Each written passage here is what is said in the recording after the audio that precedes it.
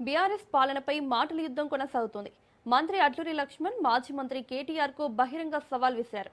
BRS 10 ఏళ్ల పాలనలో ఒక్క గురుకుల భవనం నిర్మించినా తాను దేనికైనా సిద్ధమని ప్రకటించారు. గురుకులాల సంఖ్యను పెంచినప్పటికీ మౌలిక వసతులు కల్పించలేదని, ఎక్కువ భాగం గురుకులాలు అద్దె భవనాల్లోనే కొనసాగాయని ఆరోపించారు. ఎన్ఆర్ఐ కోట ద్వారా నేరుగా అమెరికా నుంచి సిరిసిల్ల నియోజకవర్గానికి శాసనసభ్యుడిగా అక్కడ మహేందర్ రెడ్డి అనే కూడా ఉద్యమకారుడిగా పనిచేస్తున్నటువంటి నాయకుడు టికెట్ గుంజుకొని తండ్రి చాటి కొడుకుగా ఉండి అమెరికా నుంచి వచ్చి ఎన్ఆర్ఐ కోటలో పదవి తీసుకొని ఈరోజు మా నాయకుడిని గౌరవ ముఖ్యమంత్రిని పట్టుకొని ఆ నరం లేని నాలుకతో ఏది పడితే అదే మాట్లాడుతున్నావు కదా. మా నాయకుడు ఎక్కడికి వెళ్ళి వచ్చిండు?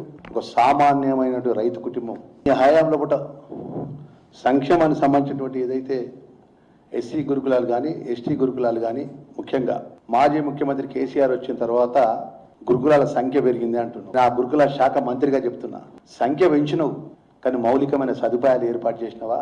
పిల్లలకు సంబంధించిన గురుకులాలకు సంబంధించినటువంటి ఏదైతే తెలంగాణ రాష్ట్రానికి సంబంధించిన గురుకులాల యొక్క కొత్తగా హై స్కూల్స్ కానీ జూనియర్ కాలేజీ కానీ ప్రభుత్వ పరంగా శాంక్షన్ ఇచ్చినవు.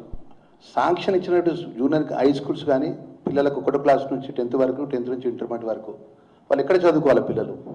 నీ 2014 నుంచి 18 నుంచి 23 వరకు నీ మాజీ ముఖ్యమంత్రి కేసీఆర్ కానీ, మాజీ మంత్రి కేటీఆర్ కానీ, మాజీ మంత్రి హరీష్ రావు గారు కానీ, అప్పుడు పనిచేసిన ఈ సోషల్ వెల్ఫేర్ మినిస్టర్గా పనిచేసిన కొప్పురీశ్వర్ గారు కానీ, ఈ రాష్ట్రంలో ఒక్క ఎస్సీ గురుకుల కొత్త భవనం నిర్మాణం చేసిన, ఒక్క కొత్త భవనం నిర్మాణం చేసిన దమ్ముంటే మీకు చర్చకు సిద్ధమని అడుగుతున్నా కేటీఆర్ను.